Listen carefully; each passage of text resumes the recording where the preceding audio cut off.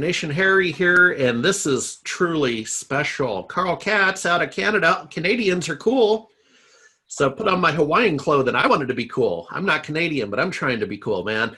No, seriously, Carl, monsoon has arrived in Seattle, and I had to put on some bright clothing. I don't know if you're getting the same weather front up in Yeah, Vancouver. we had heavy winds this morning, so yeah. Yeah. But it's gone now. It's calm. So Oh, yeah. okay. Well, maybe that's coming my way, and I can barbecue later. So, Carl, you're really active in our small business server group. You were an SBS or if, very common paradigm, right? You lived in Alaska, if, those kind of groups. Right. They're always fun, good for photos and all that. But you've taken it to the next level where you're actually participating and posting up technical conversations. So I'm looking at a recent one I want to double click down into. It says researching mail clients for Win 10 that handle Google well. The best practices that you found is separate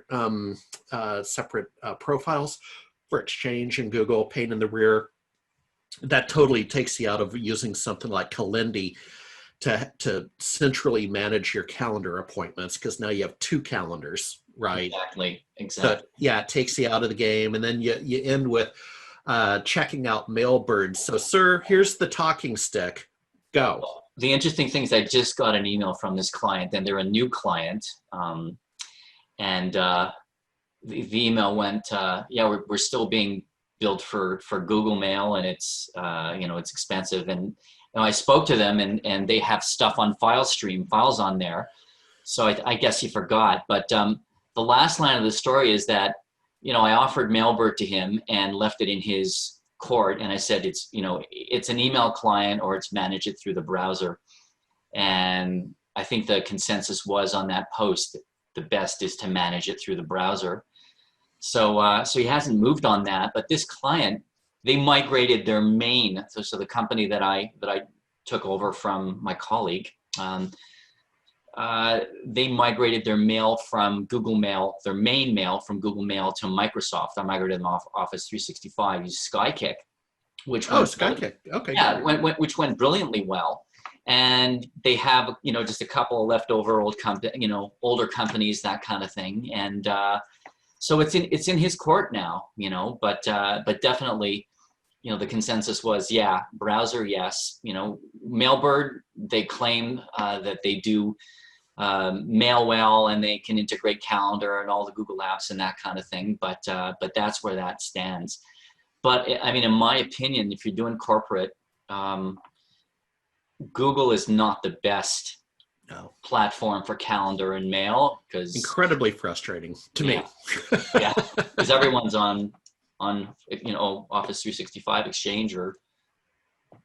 Yeah, I mean, it kind of goes back, when there used to be email competitors, and I mean, this is a long time ago, and I kind of forget the other choices, but Microsoft, God bless Microsoft, but it works, and it's integrated. Absolutely. Yeah, it's integrated. And what I've seen, I guess, where I can add some value is with some clients that use the world of Gmail and the world of Google, and these are some big companies.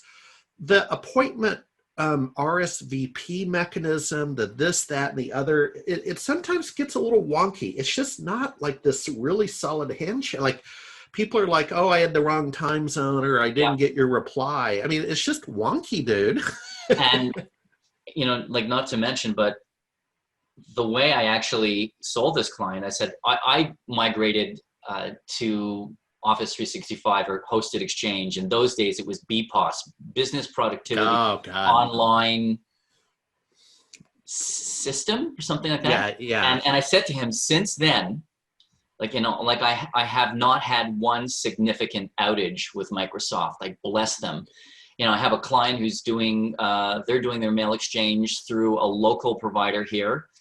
Every time they do an upgrade of the Exchange server, to a more advanced version, they have to jump through hoops, and I know that it's happened with Microsoft. It's happened in the background. It works. It's solid. So yeah.